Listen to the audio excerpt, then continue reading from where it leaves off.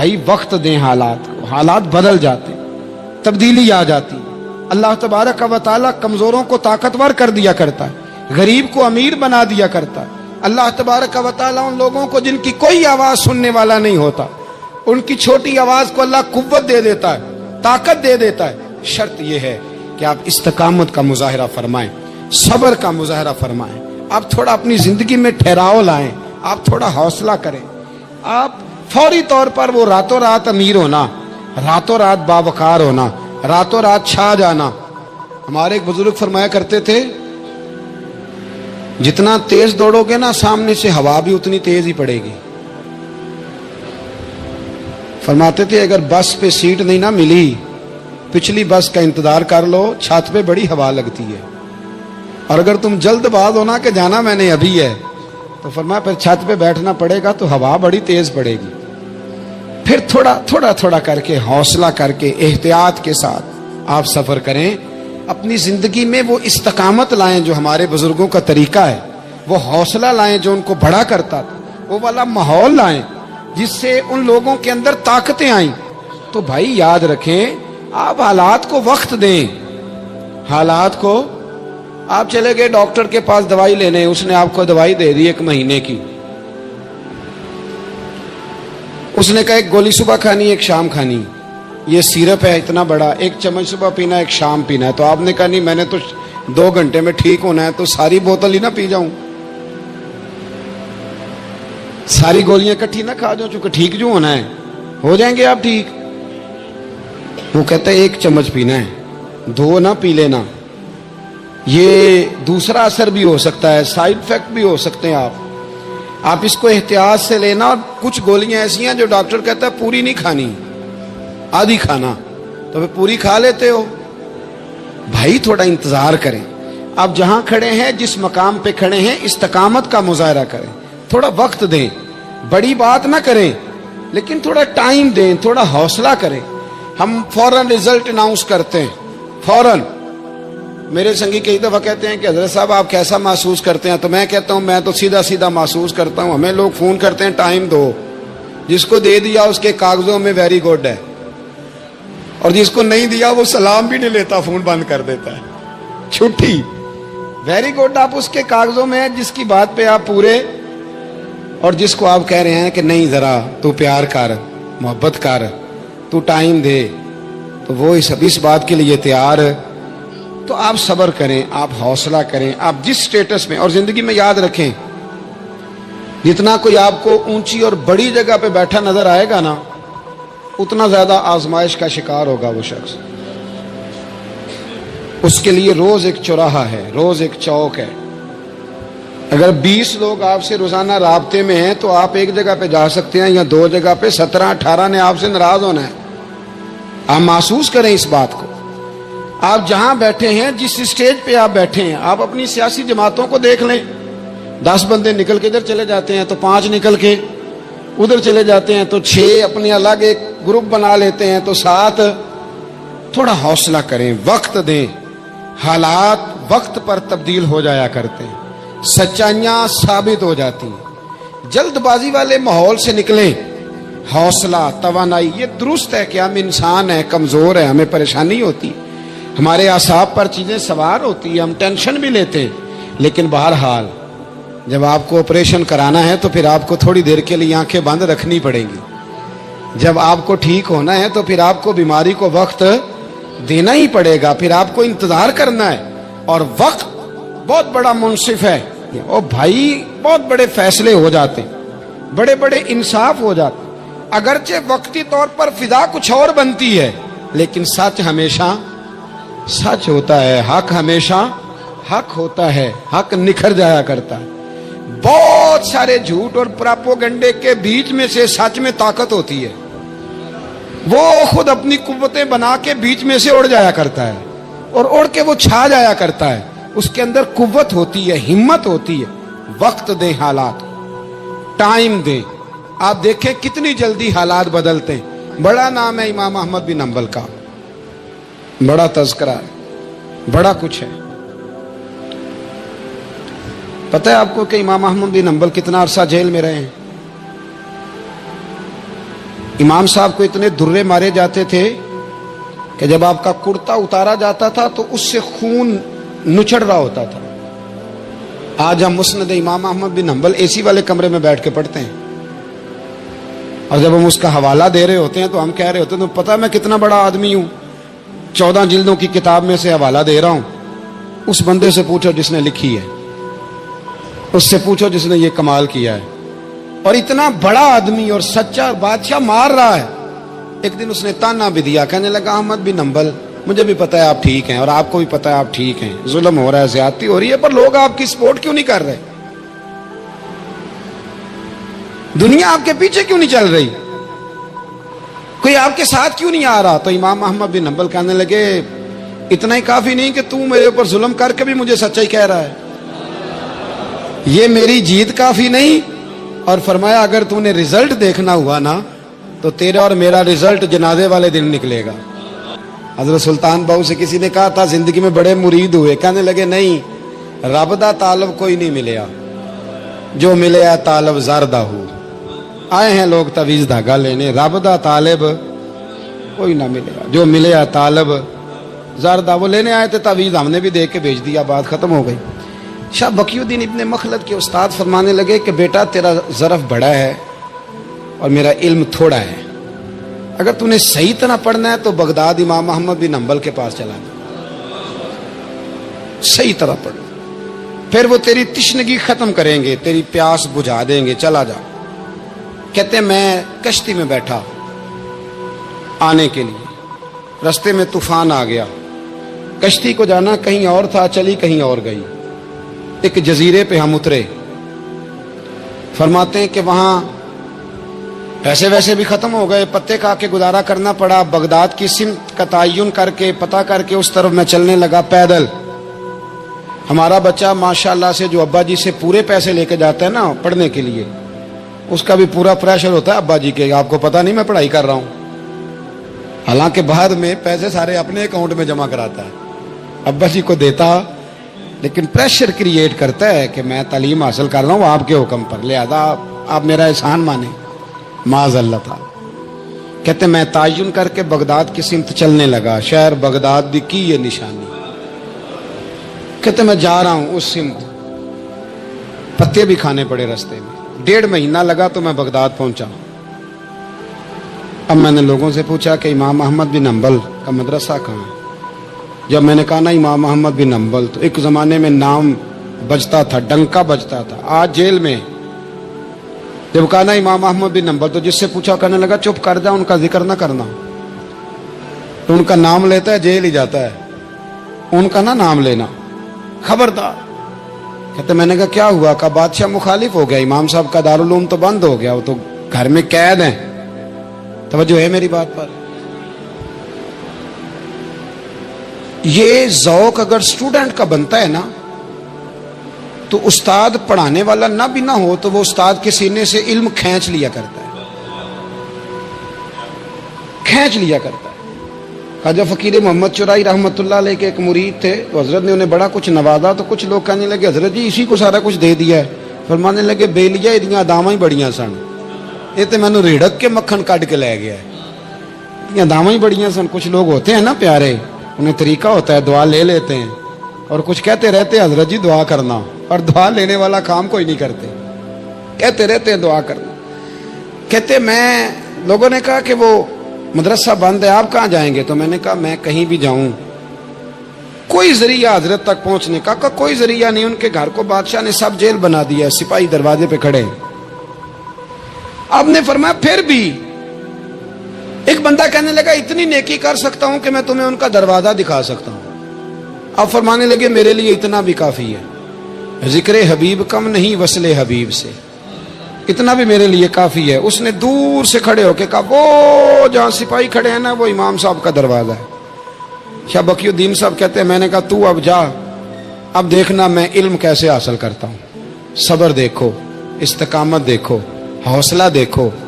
आप फरमाते हैं कि मैंने ना अपने सर से टोपी उतार के किसी को दे दी, और बाल मैंने बखेर डाले सारे, एक जगह से 2 जगह से कुर्ता मैंने फाड़ लिया, हाथ में ना मैंने प्याला पकड़ लिया मांगने वाला, तेनू लब दिया आप गवाचे।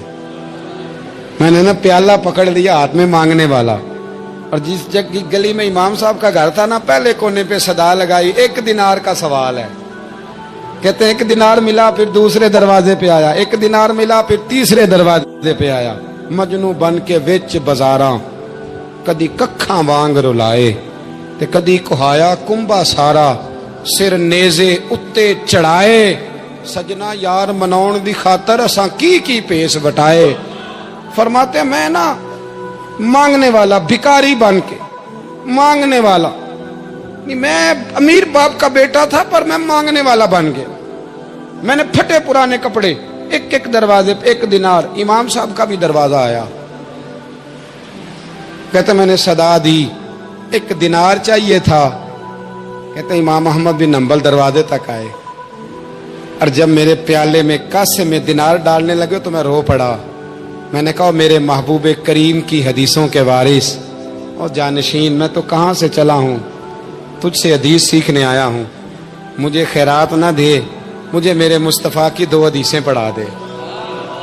तो कहते हैं शेख की आंखों में, इमाम साहब की आंखों में आंसू आ गए। फरमाने लगे यार मैं भी सोच रहा था स्टूडेंट ही कोई नहीं, किससे हबीब की बातें करूं, आज तो पढ़ा दूंगा तो कल कैसे आएगा। अर्ज की हुजूर जब तक आप जेल में रहेंगे मैं भिखारी बना रहूंगा। मांगना जो है नौकर की ते नखरा की, जब लेना जो है तो खत्म हो गई बात, प्याला सीधा रखेंगे। आप फरमाते हैं कई महीने, 1 2 4 दिन नहीं, कई महीने मैं हाथ में ना प्याला ले लेता और गलियों में घूमता। 1 दिनार का सवाल है। इस्तकामत, सबर, हौसला। आप फरमाते हैं इमाम अहमद बिन हंबल का दरवाजा आता तो वो 1 दिनार भी रोज देते और हदीसें भी रोज ही पढ़ाते। आप फरमाते हैं कि फिर वक्त बदल गया, फिर हालात तब्दील हो गए, बादशाह चला गया और नया आ गया। फरमाते हैं वो इमाम साहब का अकीदतमंद था, उसने मदरसा बड़ा बना के दिया, उसने मसनद बिछा के दी। पहले दिन जब इमाम साहब मसनद हदीस पर जुब्बा पहनकर, इमामा बांधकर, खुशबू लगाकर मिंबर पर बैठे हदीसें बयान करने, फरमाते हैं जब मैं आया ना सामने तो मैं उन्हें देख के रो पड़ा, वो मुझे देख के रो पड़े। फरमाते हैं उन्होंने कहा रास्ता छोड़ दो, इसे आगे आने दो। जब मैं आगे आया तो इमाम साहब फरमाने लगे पहले भी बड़ा पढ़ाया था, अब भी जिंदगी भर पढ़ाऊंगा, पर जिस सब्र और इस्तकामत से तूने पढ़ा है, जो मजा उन दिनों में आया है शायद दोबारा कभी ना। थोड़ा हौसला पैदा करें, थोड़ा इस्तकामत का मुजाहरा करें, थोड़ा सा ना। वो हजरत ख्वाजा निजामुद्दीन साहब से एक शख्स ने आके कहा था मेरा पीर कामिल नहीं तो मैंने बदलना है। फरमाया शरीक कबाहत तो कोई नहीं। कहने लगा नहीं। तो आप फरमाने लगे तो अल्लाह की रजा के लिए खिदमत कर, हो सकता है तेरी खिदमत की बरकत से अल्लाह उसे कामिल कर दे, अल्लाह कामिल बना दे, तेरी बरकत से ही कामिल हो जाए। थोड़ा इस्तकामत का माहौल बनाएं। मैं इस जमाने में जो सबसे ज्यादा कमजोरी महसूस करता हूं लोगों के अंदर, तो यह है कि तदब्बुर नहीं, हौसला नहीं। एक बुत होता है मेरी जात का जिससे मैं सारी जिंदगी बाहर नहीं निकल पाता। मैं कहता हूं जो मैं कह रहा हूं वो होना चाहिए, जो मैं चाह रहा हूं वो होना चाहिए, जो मेरी ख्वाहिश है वो होना चाहिए। ऐसा नहीं होगा। ख्वाहिशें आप करेंगे, चाहते आप करेंगे, पर पूरी अल्लाह अपनी हिकमत से करेगा। पूरा अल्लाह अपनी। मेरे नबी करीम अलैहिस्सलाम ने एक दुआ मांगी थी, अल्लाह मेरी उम्मत लड़े ना। तो रब करीम ने कहा महबूब ये दुआ मुझसे मांगे ही ना। इसमें भी उसकी हिकमत है कि आपको हक पहचानना है, खुदा रहा अल्लाह पे छोड़ें। हम बड़े बेहौसला हैं, हम बड़े कमज़ोर हैं, हमें तो अल्लाह ताला खैर करे। अब तो ज़माने में जो दवाई सबसे ज़्यादा बिकनी चाहिए वो वहम की दवाई है, वो सबसे ज़्यादा बिकनी चाहिए। हर चौथा आदमी इस वहम का शिकार है कि जाने क्या हो जाएगा। कुछ भी नहीं होगा, वही होगा जो मंजूर है। आपको तो माशाल्लाह याद है, वही होगा जो मंजूर है। कुछ चीज़ें अल्लाह रसूल पे छोड़ें, सब्र के साथ, इस्तकामत के साथ। एक बात मैंने शुरू में की थी, फिर दोहराता हूँ आखिर पे। ये सोच लें कि आप हक पे हैं कि नहीं, आप सच्चे हैं कि हज़रत अब्दुल्ला इब्ने ज़ुबैर इमाम हुसैन के बाद यजीदी फौजों के खिलाफ निकले थे। आपके कुछ साथी शहीद हो गए थे और कुछ पीछे की तरफ चले गए थे, पसपा हो गए थे। हज़रत अब्दुल्ला इब्ने ज़ुबैर अकेले रह गए थे। उस वक़्त आपकी वालदा हज़रत अस्मा बिनते अबी बकर सिद्दीक 90 साल उम्र थी और आंखों से नाबीना थी। فرماتے ہیں میں اپنی اماں سے مشورہ کرنے آیا. میں نے کہا اماں میرے کچھ ساتھی پیچھے چلے گئے, کچھ شہید ہو گئے, میں جہاد میں اکیلا رہ گیا ہوں, حکم کیا ہے؟ تو اماں کہنے لگی عبداللہ پہلے یہ بتا تو حق پہ ہے کہ نہیں. میں نے کہا اماں ہوں تو میں حق پہ, پر مجھے تیری بڑی فکر ہے, تیری 90 سال عمر ہے, یہ تو میرے جو مقابلے والے ہیں یہ تو بڑے سخت گیر لوگ ہیں, میری لاش کے ٹکڑے ٹکڑے کر دیں گے, تو برداشت کر لے گی؟ تو حضرت اسماء نے پتہ کیا دلیرانہ جواب دیا تھا کہ بیٹا بکرے کو تکلیف صرف ذبح ہوتے وقت ہوتی ہے, جب اس کی کھال اتارتے ہیں پھر اسے کوئی تکلیف نہیں ہوتی, جب اس کے ٹکڑے ٹکڑے کرتے ہیں اسے کوئی تکلیف. تو کہا بیٹا حوصلے کے ساتھ رہنا, صبر کے ساتھ رہنا, اگر تو حق پہ ہے پہلے یہ دیکھ لے اگر آپ حق پہ ہیں, اگر نہیں تو توبہ کر کے حق پہ آئیں, اور اگر آپ حق پہ ہیں تو پھر آپ یہ ذہن بنا لیں کہ حالات بدلیں گے اور جو آپ کا نظریہ ہے وہ غالب آ کے رہے گا. اگر آپ حق پہ ہیں تو پھر اللہ آپ کو توفیق دے گا, لیکن زندگی میں ان چیزوں سے بچیں. امام اعظم کے خلاف سازش رچی گئی. امام صاحب رحمۃ اللہ تعالی علیہ کے پاس ایک بی بی دوڑی, حضور مسئلہ پوچھنا, آپ عورتوں سے ملا نہیں کرتے تھے, میں نے سوال کرنا ہے جی, جلدی جلدی سے اندر آ گئی. عورت جیسے ہی اندر داخل ہوئی باہر شور ہو گیا, امام صاحب کے پاس عورت ہے, اس نے بھی شور کر دیا کہ معاذ اللہ ثم معاذ اللہ, 10 درازی کیا امام اعظم نے.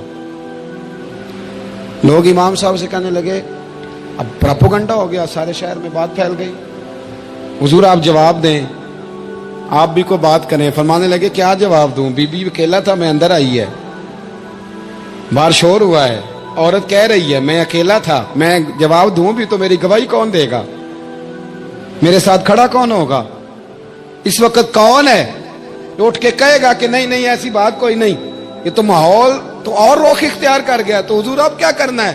تو آپ فرمانے لگے کرنا کیا ہے, میں کوئی لاوارث ہوں, رب رسول کا ماننے والا ہوں, میں فیصلہ اپنے اللہ پہ چھوڑتا ہوں, وہ بھی تو عدالت ہے نا. مصیبت یہ ہے کہ میں اور آپ سارے فیصلے خود کرنا چاہتے ہیں, حالانکہ خود کچھ فیصلے چھوڑ دینے چاہیے, وہی ہو تو بہتر ہے. فرمایا اللہ رسول پہ چھوڑتا ہوں, ختم ہو گئی بات. اب میں دلیل دوں گا بھی تو میری سنے گا کون؟ اس طرح کے ماحول میں کئی دفعہ آپ دلیل دیتے بھی ہیں تو کوئی سننے کو تیار, وقت فیصلے کرتا ہے, کون سنے گا؟ فرمایا بس ٹھیک ہے. لے گئے پکڑ کے کوتوال کے پاس, تھانے میں بند کر دیا. اب اتنا بڑا امام ہے, تھانے میں بند ہے, عورت بھی باہر بٹھا دی گئی. امام صاحب نے اس سے کوئی ڈسکس نہیں کی. جب اندر تشریف لے گئے, سپاہی 2-3 کھڑے تھے. امام صاحب او ہو, رب کریم کے بندوں کا وہی طریقہ.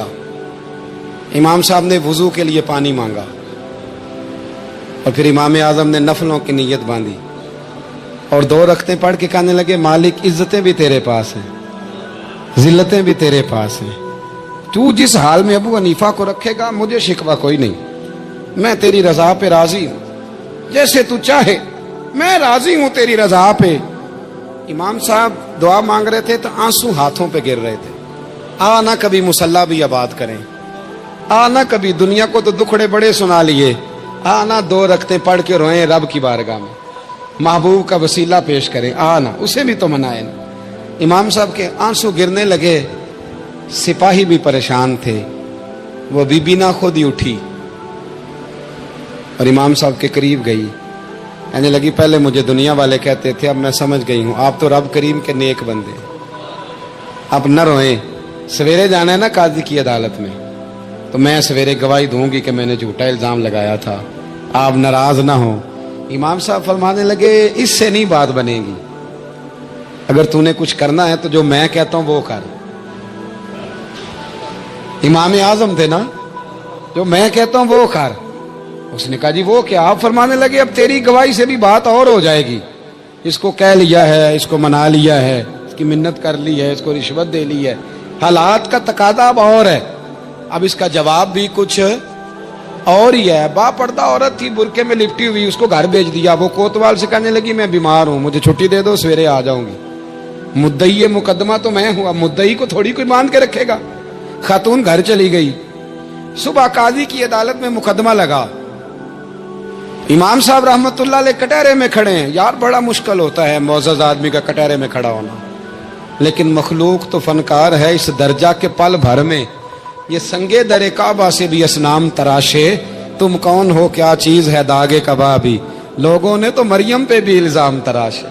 یہ نہیں نا باز آتے لوگ، پھر مرضی ہے نا، ہونا کٹہرے میں کھڑا ہونا پڑ ہی جاتا ہے۔ کٹہرے میں کھڑے ہیں امام اعظم، تو قاضی پوچھتا ہے آپ کی بڑی قدر ہے، بڑی اہمیت ہے، تو آپ اس عورت کے بارے میں کیا کہتے ہیں؟ تو امام صاحب فرمانے لگے یہ جو کہہ رہی ہے اس سے پوچھ لیں۔ تو خود خاتون کہنے لگی میرا امام صاحب سے تعلق ہے۔ آپ فرمانے لگے ٹھیک کہتی ہے۔ ساری بھری عدالت سب لوگ حیران، حضرت تعلق ہے؟ فرمایا ہاں۔ کس طرح؟ فرمانے لگے میری بیوی ہے، زوجہ میری اہلیہ ہے۔ جناب کس طرح؟ فرمایا محلے کی بیویاں بلا لو، اس کے ابا کو بلا لو، چہرہ دکھا لو۔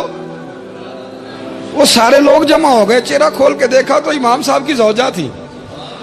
امام صاحب نے اس خاتون کو کہہ کے بھیجا تھا کہ یہی برقع میری بیوی کو دے کے سویرے بھیج دینا، یہی والا برقع جو تو نے پہنا ہے، اب گھر جا اور میری اہلیہ کو یہ برقع دے کے بھیج دینا۔ وہ برقع دے کے اس نے بھیج دیا۔ جب امام صاحب رحمت اللہ علیہ کی اہلیہ ثابت ہو گئی کہ یہ تو امام صاحب کی اہلیہ ہیں جو کھڑی ہیں، اب وہ جو سازش رچنے والے تھے وہ دائیں بائیں دیکھ رہے تھے۔ تو امام صاحب نے ایک بات کی جو بڑی شاندار ہے، فرمایا تدبیریں تم نے بھی کی تھی، پر جو تدبیر میرا رب فرماتا ہے نا، جو تدبیر میرا، فرمایا یہ ابو حنیفہ کی تدبیر نہیں، یہ تدبیر میرے اللہ کی ہے جو اس نے مجھے عطا فرمائی، مجھے سجھائی۔ اب قاضی صاحب نے حکم دیا کہ جتنے لوگوں نے الزام لگایا ہے وہ سارے معافی مانگے، وہ آئیں جس نے بات کی۔ بھائی وقت کو دیکھیں، فیصلے اللہ کے حوالے کریں۔